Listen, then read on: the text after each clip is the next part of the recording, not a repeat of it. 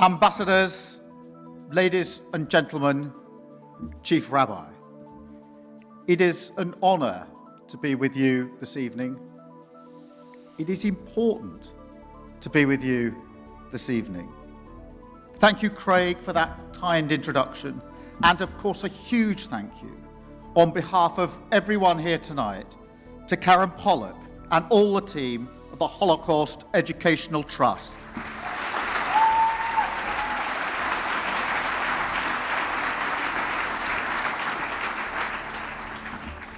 For over 35 years, this world-leading charity has been supporting hundreds of survivors, training thousands of teachers, and educating tens of thousands of our young people. And you do it with an energy and an urgency that is both inspiring and, sadly, needed now more than ever.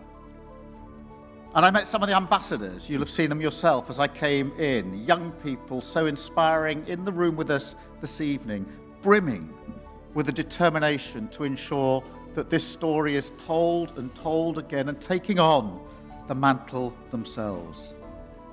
And earlier this year, at one of your events, I met Manfred Goldberg. And we had a long chat. Manfred is here, just at the table over there. We had a long chat. He's one of this country's extraordinary Holocaust survivors.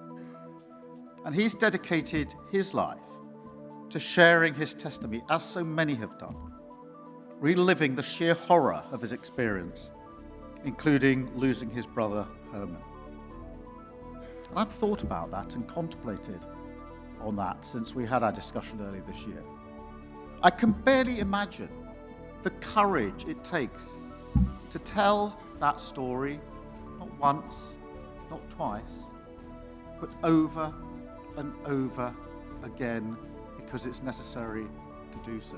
That is really hard to do. Really, really hard. And so important. And like so many survivors, he does it for one reason: so we might learn and never forget. And when I listened to Janine earlier this evening, it reminded me profoundly of listening to a survivor when I was at one of the secondary schools in Camden, near where I live. It's a school we now know very well. It's a secondary school, a boys' school.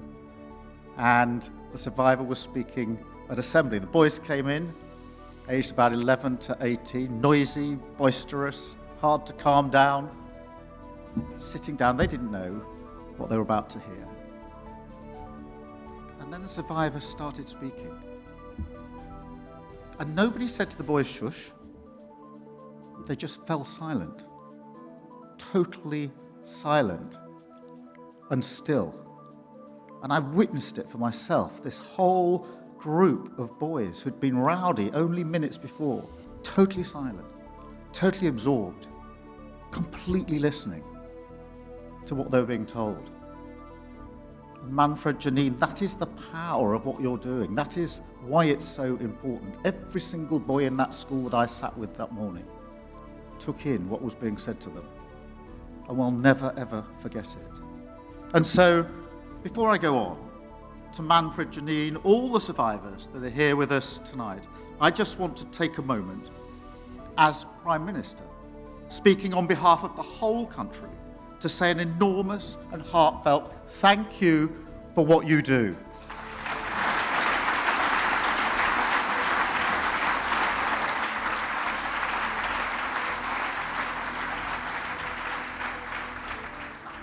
And can I echo something that Nick Robertson touched on earlier? I am really proud that so many of my cabinet are here with me this evening. That is really important. I am even prouder that so many of my political rivals are here with us this evening, standing together, cross-party, united in support for this important work. Thank you, all of those politicians who've come to be with us this evening.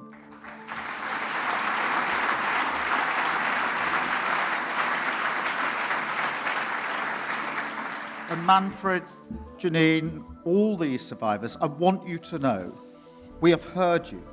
We feel very deeply the responsibility of defending the truth of history. And we hear your message about the present and the future too. Because as Manfred has said so powerfully, he thought he'd never see this anti-Semitism again. Just last week, I sat with Eilert Satitsky. One of her brothers was murdered on October the 7th.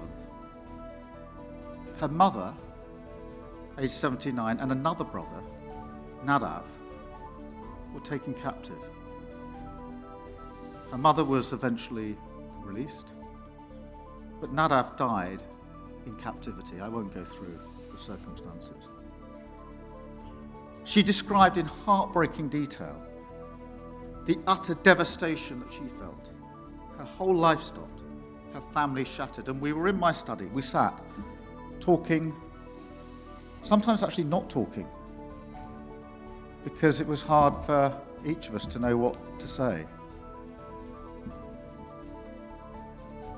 And I want you to know that as Prime Minister, I will do everything possible to help bring those remaining hostages home. And we've got to fight this underlying hate, the resurgence of anti-Semitism. You know, every year we say, never again. Yet on October the 7th, over 1,000 people were massacred by Hamas for the very same reason, because they were Jewish. We say never again. And yet in the last year, we've seen record levels of anti-Semitism right here in Britain. Hatred marching on our streets. The pulse of fear beating in this community. Children afraid to wear their school uniforms. Students targeted on university campuses. All again because they are Jewish. We say never again. And yet right now online, our children are swamped with misinformation, disinformation, as Karen touched on, Holocaust denial, conspiracy theories, contortions of ideas and history, pure hatred and prejudice. So I say tonight, we will not shy away from this. We will not be silent. We will not look the other way. We will call out anti-Semitism for what it is, hatred pure and simple. And we will fight this with everything that we've got. Just as I fought to bring my party back from the abyss of anti-Semitism, I promise you, I will do the same in leading the country. So yes, we will build that National Holocaust Memorial and Learning Centre and build it next to Parliament.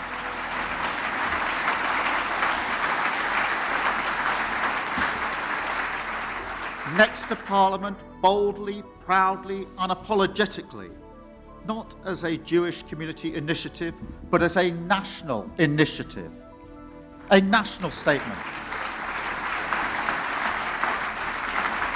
The truth of the Holocaust and its place in our national consciousness, and a permanent reminder of where hatred and prejudice can lead. And yes, we will proudly support this remarkable charity, the Holocaust Education Trust.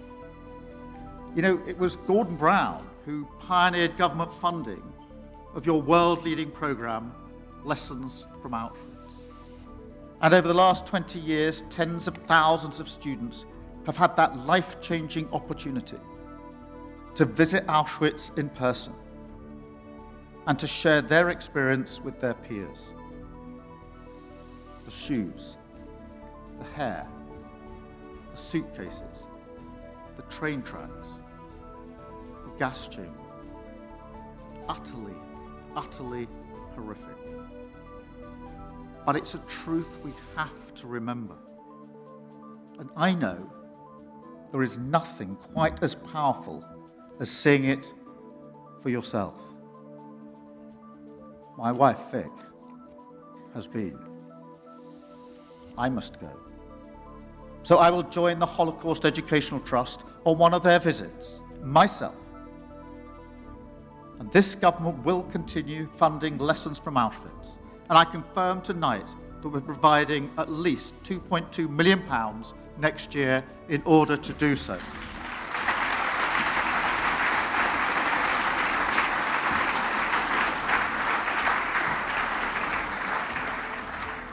But look, we cannot stop there. It's too important. You know, this was the first year that participation in the Holocaust Memorial Day fell at the very same time that antisemitism is soaring to record levels. Now, we can't sit back and accept that. We've got to be bolder and more defiant about the national importance of Holocaust education. And as you will all know, the Holocaust is on the curriculum at Key Stage 3. Now, there's a curriculum review that we are undertaking, but tonight I'm making two decisions in advance of that review. First, Holocaust will remain on the curriculum come what may.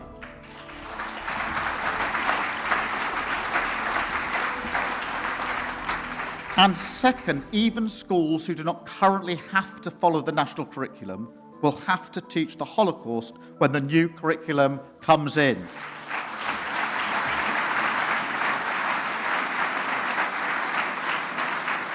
So for the first time, studying the Holocaust will become a critical, vital part of every single student's identity.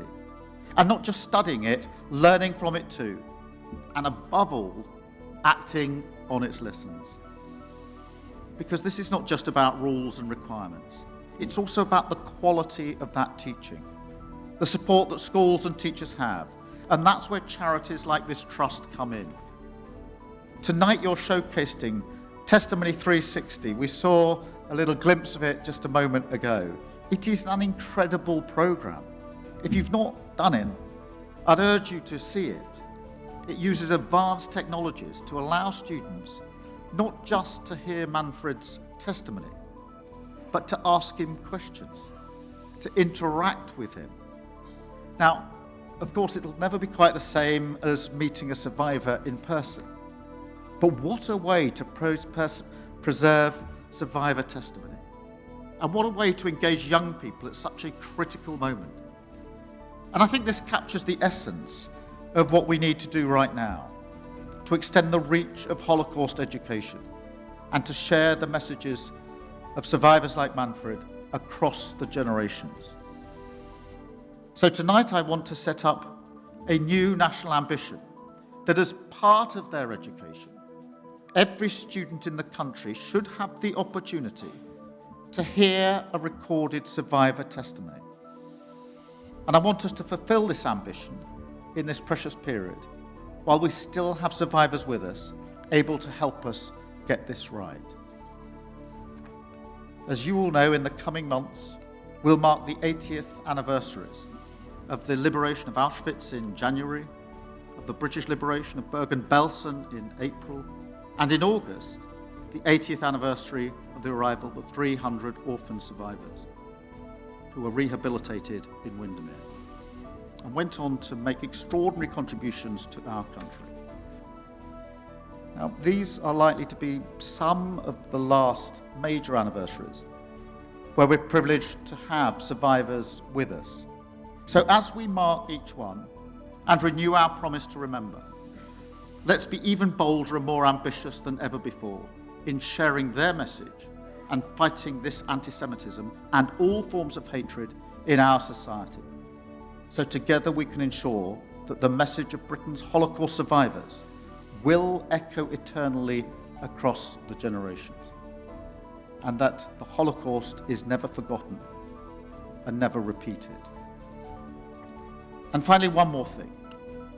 I know that we're now approaching the Jewish New Year, so to each and every one of you, may I say, Shana Tova. Thank you very much.